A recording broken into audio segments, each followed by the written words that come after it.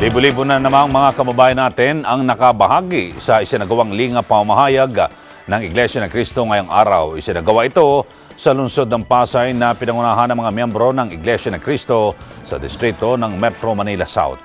May report si Weng de la Fuente.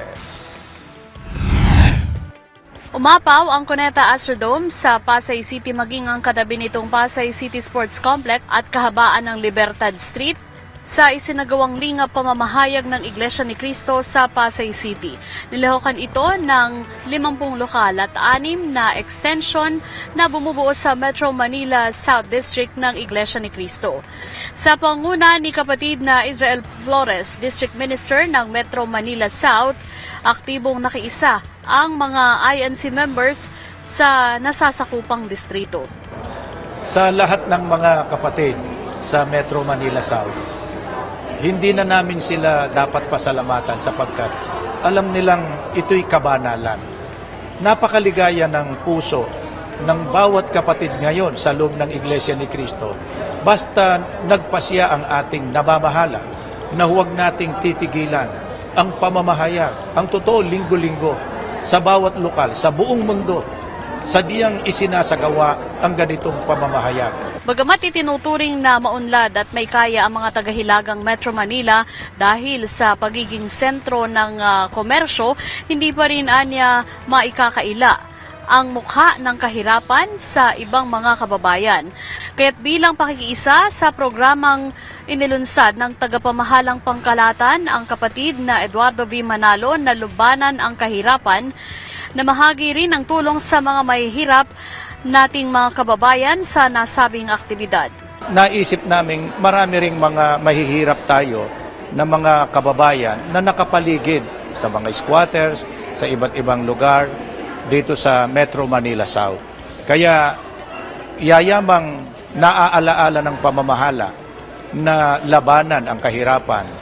Kaya sa pamamagitan ng ating lingap sa pamamahayag ay maaanyayahan natin ang tao na makapakinig ng mga salita ng Diyos at nagiging daan din yon para makilala nila ang tunay na aral tungo sa kaligtasan.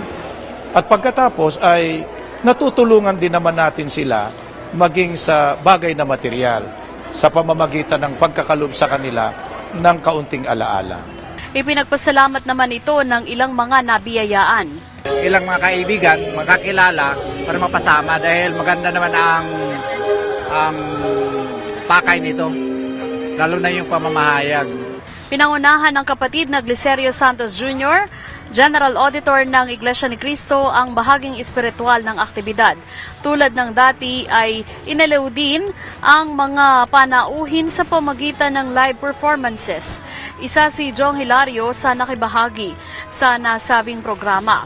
Excited si Jong dahil ito ang kauna-unahang pagkakataon na nag-perform siya sa mga isinasagawang lingap pamamahayag ng Iglesia ni Cristo. Aminado siyang nakatataba ng puso at walang katumbas na kabayaran ang makipagkaisa sa ganitong mga aktibidad ng INC. Naragdagan pa ang kanyang kasiyahan nang matapos maanyayahang mag-perform naman sa gagawing aktibidad sa linggo sa Philippine Arena sa Bukawe, Bulacan. Una, masaya dahil yung maimbitahan ka lang ng Iglesia ni Cristo, parang malaking bagay na parang na-appreciate ka nila kaya gusto ka nila mag-perform doon. Tapos isa pa, itong lingap pamamahayag nila pagtulong to sa kapwa Kaya ang sarap mag-perform na kahit na hindi mo na isipin ng bayad, hindi mo na isipin ng fame mo, basta yung makatulong ka, walang kapalitin Bagamat walang free medical at dental services ang lingap pamamahayag sa bahagi ng Pasay City, may mga nakatalaga namang first aid station sa iba't ibang bahagi ng lugar para sa agarang pangailangang pangkalusugan ng mga lumahok. Nakaantabay rin ang ambulansya ng New Era General Hospital para sa mga emergency cases.